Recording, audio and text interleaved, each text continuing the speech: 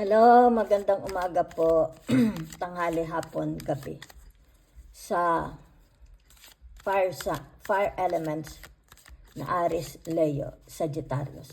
Lola Baby, nagpapakilala.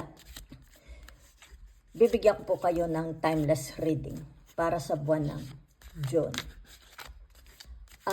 Ito po is general, hindi po ito personal reading.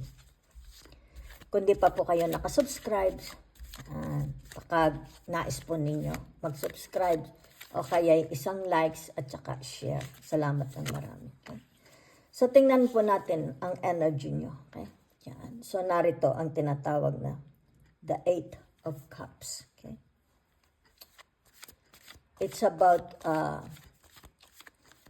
pangangailangan mo. Yan.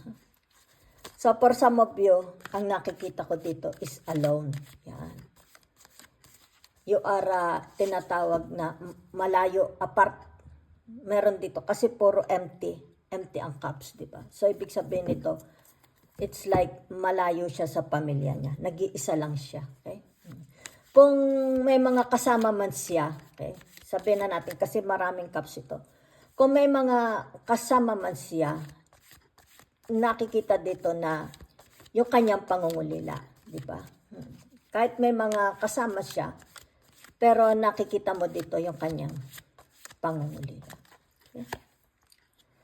So, meron dito, yan ha, tinatawag na the Queen of Pentacles. Yan.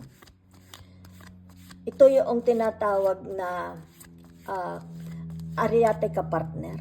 Okay? Asawa yan. Okay? Ibig sabihin nito, siya ang nagbibigay, okay, ng pag-asa. Yan. Siya ang nagpupuno sa kalungkutan ng tao na ito. Okay? So, general po ito, hindi po ito personal reading. Kung sino man po ito, sino ang nalulungkot. Okay? Ibig sabihin, meron dito, tinatawag na siya ang nagpupuno sa kalungkutan ng tao na ito. Okay? Very, very sacrificing ang tao na ito. It's like tinatawag, hindi niya iniiwan ang tao na ito. Diba? Yan. Dahil ito'y energy lang ng isang nangungulila. Okay? So, meron dito ang tinatawag na, ano gaari? Okay? The King. Okay? The King of Pentacles. Yan. Okay? So, ibig sabihin nito, tinatawag na, kung bagay, taliwas. Diba? Dahil ito'y tinatawag na the Eight of Cups. So, kung ano man ito, it's like, ano itong gusto niya, di ba? So, it's another energy ang nakikita ko. Kung ano itong gusto niya, okay, na makuha, ito naman is iba, okay? Ang kanyang nais. Yan, ha? Okay. Magkataliwas. Okay? Meron ditong dalawang tao, magkataliwas ang kanilang pag-iisip. Yan, okay? So, meron dito, it's like tinatawag na very, very dedicated siya. Okay? Yan. Nakikita dito yung kanyang tinatawag, maaring itong tao ito is maawain. Diba? It's more about giving. Diba? Pero meron dito, tinatawag na iba. Okay? Iba ang kanyang vibes. Iba ang kanyang gusto. Diba? So, ibig sabihin, hindi ito taong emosyonal, diba? Compared dito. Yan na. So, kung ito'y kapartner ninyo, diba? It's like tinatawag na hindi kayo pareho. Hindi kayo yung tinatawag na it's like, halimbawa, hindi kayo pareho ng likes, diba? Yan. So, kung itong isa is very, very emotional, halimbawa sabihin natin romantic, di ba? May mga pangangailangan siya, di ba? Siya ang nagpupuno, yan. Pero itong isa hindi, okay? Yan, iba yung kanyang kinahihiligan, yan. Iba yung kanyang tinatawag na pag-iisip, yan. Kung saan, yan. Yun ang nakikita ko, okay?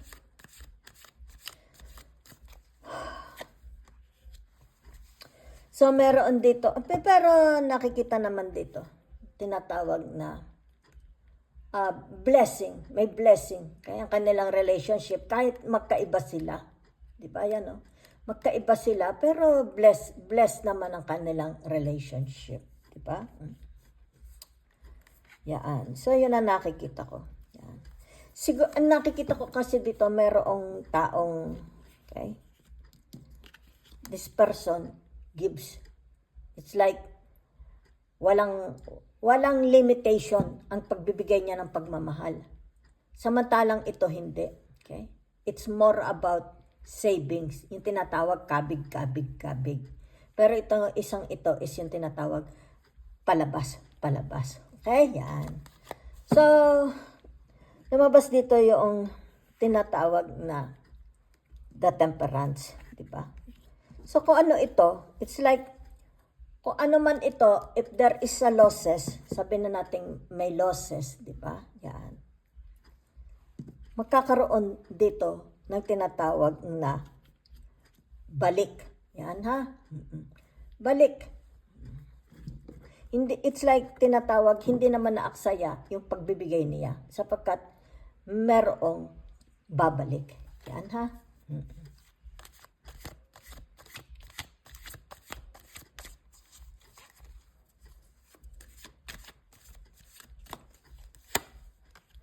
So, mayroon ditong tinatawag na, ano ito? Number 11. Okay? 11 ang ano ko din. Okay?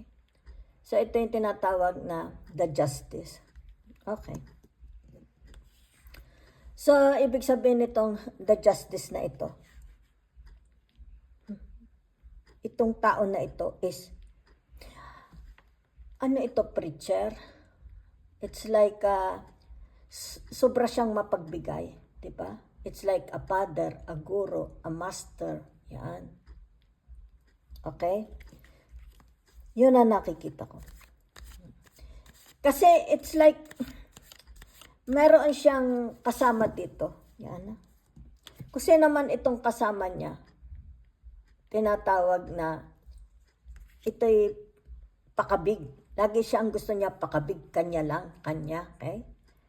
Yan. Kasi naman ito. It's like more makasarili ito. Yan na.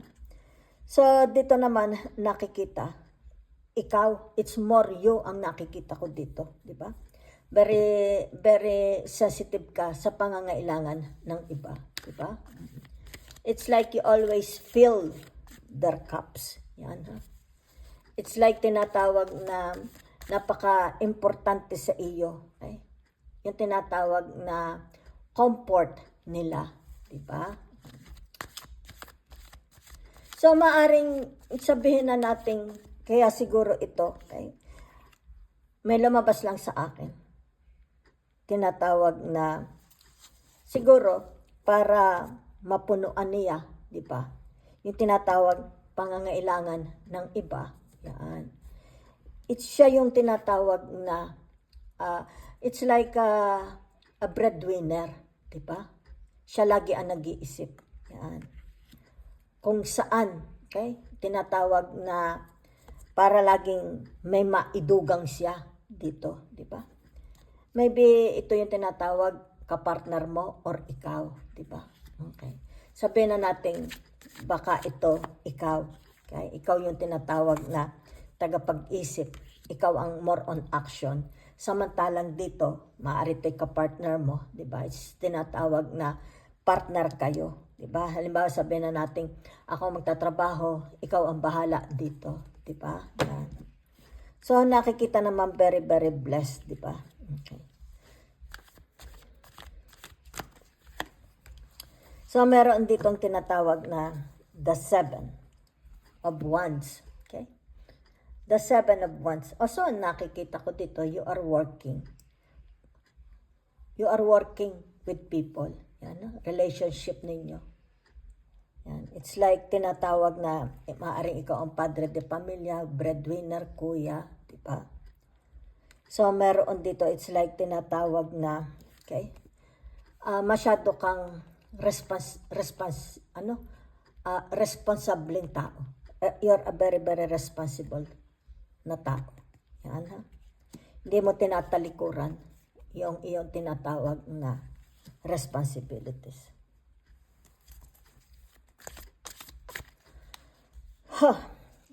Ano ito? Okay. Ibig sabihin nito ay tinatawag the wheel of fortune. Okay. Whatever is this, nakikita ko magkakaroon dito ng blessings, malaking blessings. Yan, okay. If it has something to do about wealth, diba? Ibig sabihin nito, your cups will be filled, okay? Nang tinatawag kung ano itong wala sa iyo. It's like, sabihin na natin, you have a lot of losses, di ba? Halimbawa, nagkaroon ng losses sa negosyo mo, sa pakikipagrelasyon mo, sa karir mo, sa iyong tinatawag na investment. Ayan, ibig sabihin nito, tinatawag na babalik. Yan. Maraming, it's like a multiple times babalik. Yan, ha? Okay. Because you're a very, very giving person. Yan, ha? So, for some of you, nakikita ko dito is tinatawag na your destiny, your life will change for better. Yan, for better, ha? For the better. So, narito yung tinatawag, the two of wands. Yan. Ibig sabihin nito, it's like, haharap ka, hindi ko alam, it's like, lalabas ka sa public. Yan. It's about your service to the public. Diba? Okay. Ano ito, hindi ko, kasi it's like tinatawag na ito yung iyong, ikaw ito, diba? What you can do. Diba? Kumbaga dito, what you can do. Yan, para maibsan, di ba, ang kalungkutan ng ibang tao. Yan. So, ito yung tinatawag your traits, your tinatawag your attitude, okay? Your mind, your what your heart contains, di ba? It's like tinatawag na you follow what is written in the Bible, in the book, okay? It's like legal, okay? You're on the legal. Ibig sabihin, ayaw mo nang tinatawag na mga, let's say sabihin natin, under the table, di ba? Yan, corruption, ayaw mo, okay? Nakikita ditong, it's like you follow, okay? The rules and regulation. Yan, ha? So, ibig sabihin nito, na stricto ka. Stricto ang tao na ito. Okay?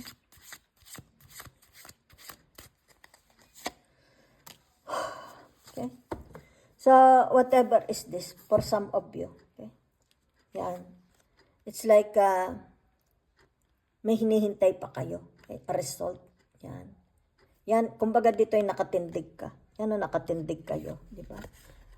It's like may hinihintay kayo. Outcome, the result. Okay? Yan, kumbaga dito, this is the intention. Maaari ito yung tinatawag na your intention. Hinihintay mo pa ang sagot, di ba? Yan. So, it's like tinatawag, hinihintay mo pa ang blessings. Yan na. Oh, when it will come. Kasi kaya natin ito yung tinatawag, the wheel of fortune. Okay? The outcome, the result. So, ibig sabihin, for some of you, tinatawag na kung ano man itong sentiments mo, yan, is ikaw lang. Walang nakikinig, di ba? Yan. It's like, hindi pa nakakarating. Okay? You want to express, you want to outpour, gusto mong ilabas, di ba? Ilabas by means of writing, publishing, action, communication, di ba? Eye to eye. Ibig sabihin nito, wala. Okay? Walang tao, di ba? It's like narito ka, yan o. This is your energy. Yan, this is your energy. So, ibig sabihin nito, nakikita ko dito yung tinatawag significator. Ito ang significator. Yan, ang nagsasalita. Okay? What you feel, di ba? It's like, detach ang emotion nila sa iyo, di ba? Yan. Kumbaga dito, there is no There are walang listeners, di ba? Yan. Dito nakikita ko lang. Okay? So, kumbaga dito, it's like tinatawag na they are not, kasi nakikita mo dito salungat, okay? Salungat yung gusto mo at gusto nila, okay? They are more on tinatawag na materials, okay? It's like tinatawag, mas prefer nila yung mas nakikita, di ba? Agad-agad, yan. Without yung tinatawag, walang involvement na emotion, okay? Pero ikaw is different, yan, okay?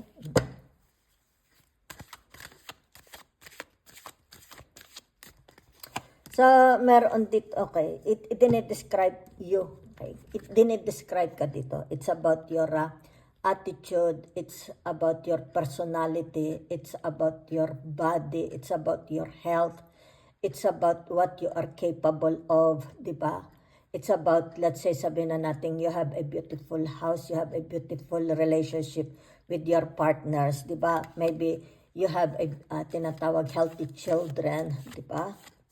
So, it's like tinatawag what you can give to others, what you can offer to others, what you can, ibig sabihin nito, yung tinatawag pangangailangan nila, di ba? It's like you have all the resources. But, nakikita dito na walang attraction, di ba? It's like, wala, oh. Nag-isa ka lang, di ba? So, it's about your blessings. For some of you, your relationship, your marriage is blessed. Okay, it's like your house, your family life is blessed, di ba? So, for some of you, kung ano man ito, di ba? It's like tinatawag, hinihintay mo pa, di ba? Whatever is that. Ano hinihintay mo? Mga tao, documents, result, di ba? Materials. Ano hinihintay ninyo, di ba? It's like tinatawag, walang magbigay ng information, okay? Dito, walang magbigay ng information, okay? Sa inyo. Yan. So, what you can do, di ba? You cannot do anything. Okay? You cannot do anything.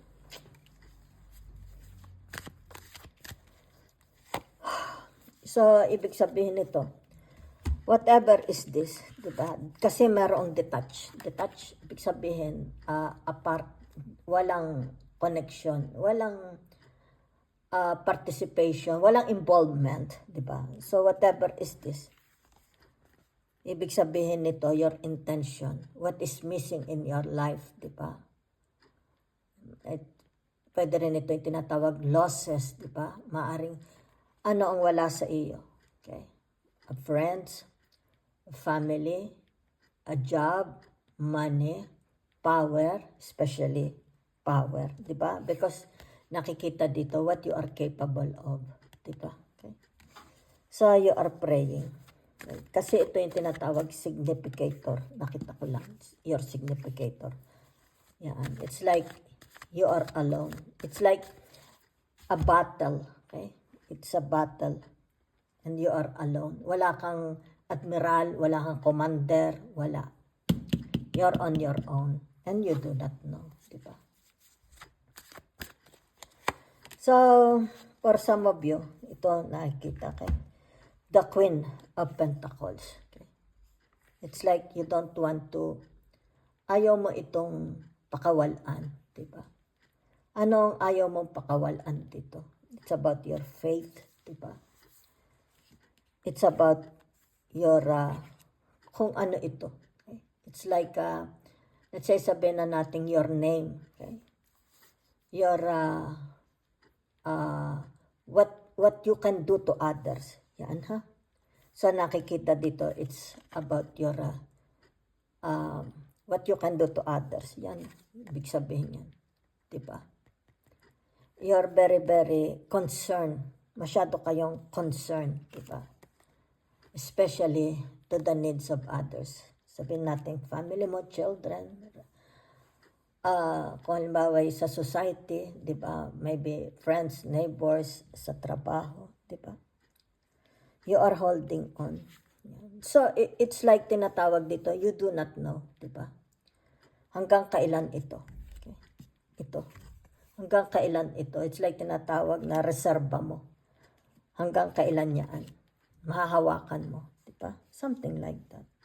So for some of you, whatever the intention, your intention, di mo pa alam. It's like tinatawag, you are hanging, nakahang ka sa air, di ba? Hoping. Yan, ha? Okay. So that's why it's like tinatawag na, it's about your beliefs, di ba? Kasi narito ang tinatawag, the temperance, di ba? It's about your belief. Yan. It's about your religion. It's about your good intention, good character, good behavior.